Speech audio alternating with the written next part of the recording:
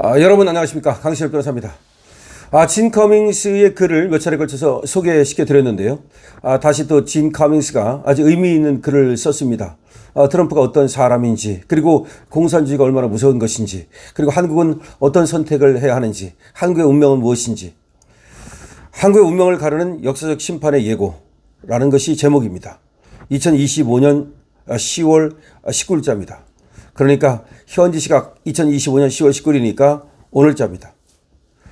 캄보디아에서 벌어진 끔찍한 전기, 물고문 영상을 보며 무슨 생각이 드는가? 공산 정권의 잔혹한 실상을 보고도 공산 국가와도 잘 지내야 한다고 외치는 자들이 있는 한 이 세상은 결코 평화로울 수가 없다. 그들의 무지와 나약한 현실 타협이야말로 인류의 고통을 연장시키는 진짜 공범이다. 그런 사람들은 현실을 모른다. 그들의 눈에는 자유의 가치도 인간의 존엄도 보이지 않기 때문이다. 트럼프 대통령이 얼마나 강경하고 무서운 사람인지를 알 수 있는 사례가 있다. 아프가니스탄 철군 당시 탈레반 지도자를 직접 만나 트럼프는 이렇게 말했다. 만약 미국인의 머리카락 하나라도 다치면 나는 당신을 죽일 것이다. 그는 자켓 안에서 한 장의 사진을 꺼내 그 탈레반 지도자에게 던져주고 돌아왔다. 다름 아닌 그 사진은 우의성으로 찍은 탈레반 지도자의 집이었다.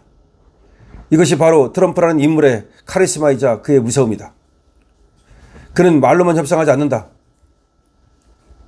실제 행동과 정보력으로 상대를 압도하고 두려움을 주는 경고를 통해 전쟁을 막는 법을 아는 인물이다. 그 어느 누구도 탈레반, 하마스 같은 테러 집단을 이토록 직접적으로 제압하지 못했다. 심지어 인류 역사상 가장 잔혹해 했던 IS조차 트럼프의 지휘 아래 완전히 괴멸당했다. 그는 두려움이 없는 지도자, 그리고 악을 악으로 제압할 줄 아는 범죄에 대해서는 결코 타협하지 않는 무서운 지도자다. 트럼프 대통령은 이스라엘 가자 전쟁의 첫 번째 휴전협정 이후에도 하마스가 민간인을 공개 처형하는 잔혹한 행위를 이어가자 곧바로 반격했다.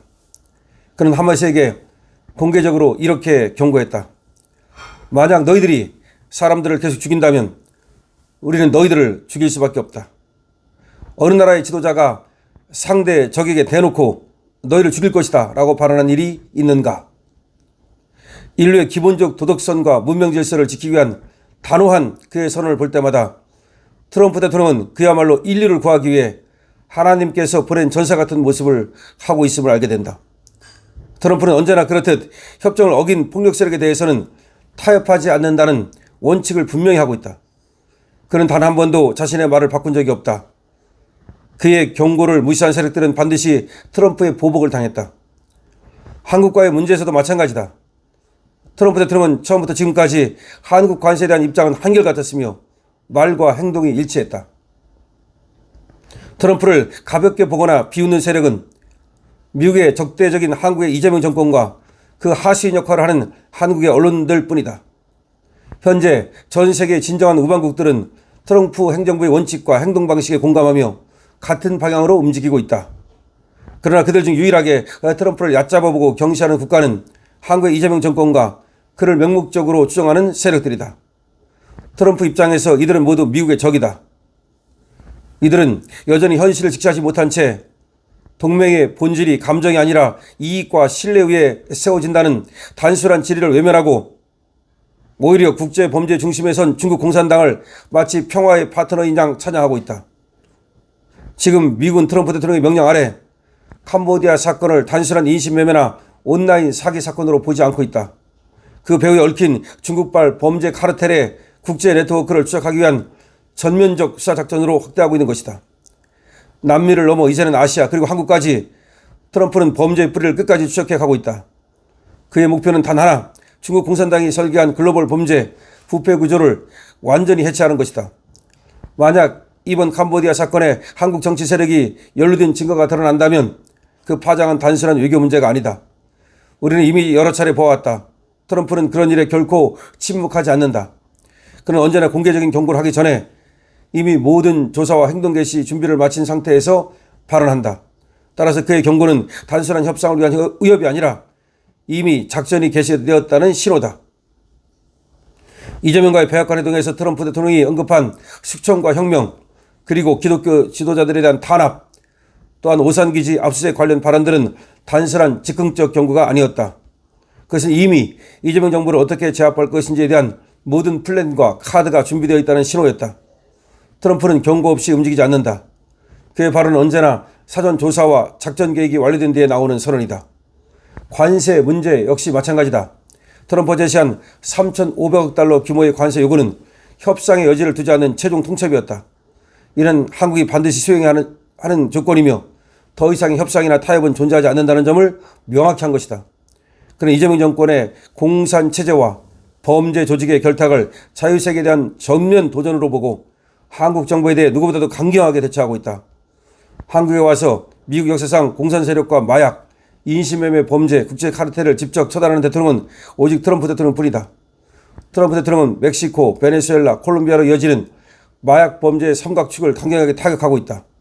이는 단순히 이러한 나라들의 마약 유통을 단속하는 것처럼 보이지만 결국 이들을 타격하고 강경한 제재를 가하는 것은 그 배후에 중국을 겨냥하는 것이며 중국으로부터 유입되는 화학물질, 불법 자금, 인신매매, 인류 학살 범죄 네트워크 전체를 겨냥한 전쟁을 벌이고 있는 것이다. 트럼프는 이미 멕시코의 카르텔을 테러 조직으로 지정하겠다고 선언했고 베네수엘라에 대해서는 나르코 국가로 규정하면서 군사적 옵션을 강행하고 있다. 마약 국가라는 거죠. 이제 콜롬비아까지 직접 경고를 날린 것은 중국으로부터 유입되는 남미 전역의 펜타닐 및 코카인 생산, 유통 경로를 한꺼번에 봉쇄하겠다는 뜻이다.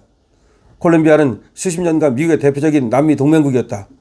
플랜 콜롬비아를 통해 연간 수십억 달러 규모의 원조를 받았고 마약의 근절, 안보, 군사협력 프로그램의 핵심 파트너로 기능해왔다. 그러나 트럼프 대통령이 오늘 선언한 모든 보조금 중단은 그 관계의 상징적 단절을 의미한다.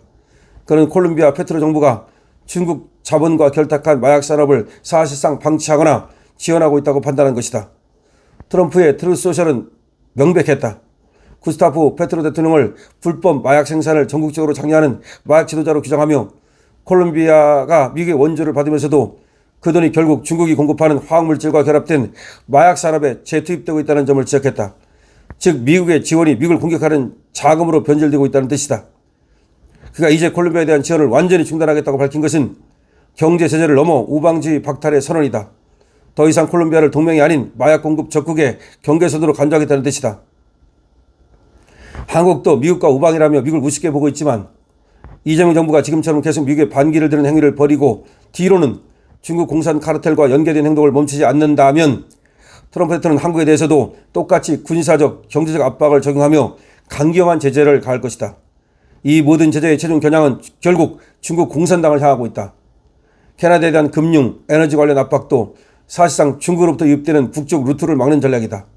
중국 자본이 캐나다의 항만, 부동산, 합석 약물 연구소에까지 침투했기 때문이다. 즉 트럼프 이러한 봉쇄전은 전 세계를 향해 발을 뻗고 있는 중국 공산당 네트워크를 완전히 고립시키고 있는 전략인 것이다.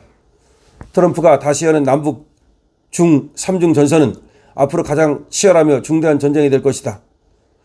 남한, 북한, 중국 3중 전선은 앞으로 가장 치열하며 중대한 전쟁이 될 것이다. 이는 펜타닐, 카르텔, 인신매매, 장기매매로 이어지는 중국발 글로벌 범죄 체계 전체를 해체하기 위한 전면전의 시작이다. 이 전쟁의 본질은 마약이 아니라 인류의 생명과 자유를 지키기 위한 문명 대 반문명의 충돌이다. 이 전쟁은 단순한 마약 단속뿐만 아니라 그 뒤에 얽힌 자금 세탁망, 공산국가와 북한 핵무기 개발에 대한 불법 자금 지원, 그리고 미국 대선에 개입한 부정선거 조직망까지 겨냥하고 있는 것이다. 트럼프 진영은 현재 한국을 포함한 아시아 지역에서 중국 공산당과 연계된 불법 금융 및 정보망을 정밀 추적 중이며 그 연결고리를 캄보디아에서부터 찾아내 역추적해 나가고 있다. 이재명 세력은 이제 미국을 그리고 트럼프를 우습게 본 대가가 얼마나 혹독한 것인지를 곧 보게 될 것이다. 트럼프 대통령의 경고를 결코 가볍게 여기지 말아야 할 것이다. 그의 메시지는 분명하다. 자유진영과 공산 범죄 세력 사이에서 어느 편에 설 것인가를 묻는 최후의 명령인 것이다. 이재명 정권은 이제 그 선택의 순간을 피할 수 없다. 트럼프 대통령은 이재명 정권에게 분명히 경고하고 있다. 한국이 자유와 정의의 편에 설 것인가 아니면 공산체제의 하수인이 될 것인가, 이는 한국의 운명을 가르는 역사적 심판의 예고다. 자, 이 글에서 봤듯이 말이죠. 지금 트럼프는 무서운 사람이라는 얘기고 이재명한테 분명히 경고를 하고 있다는 겁니다. 그런데 이재명은 한마디로 말하면 트럼프가 어떤 사람인지를 모르고 트럼프를 조롱하고 멸시하고 한마디로 트럼프한테 개기고 있다는 겁니다. 근데 트럼프를 잘못 봤다는 겁니다. 벌써 숙청과 혁명을 얘기할 때는 이재명이 벌인 짓을 다 알고 얘기하는 거라는 겁니다. 따라서 관세 협상도 3,500억 불 최종 이것이 통보라는 겁니다. 뭐 우리가 자꾸 어쩌고저쩌고 하면서 수정을 하자고 얘기하지만 움직이지 않는다는 겁니다. 자, 트럼프 이재명에 대한 엄청난 경고, 짐 커밍스의 말입니다. 여러분들 어떻게 생각하십니까? 여러분들의 의견을 댓글로 많이 적어주시기 바랍니다. 강신업TV에 대해서 여러분들은 좋아요와 공유, 그리고 구독, 그리고 회원가입, 그리고 스토어에 여러분들의 물건 사기 등으로 응원하실 수 있습니다. 응원해 주시는 여러분들께 진심으로 깊은 감사를 드립니다.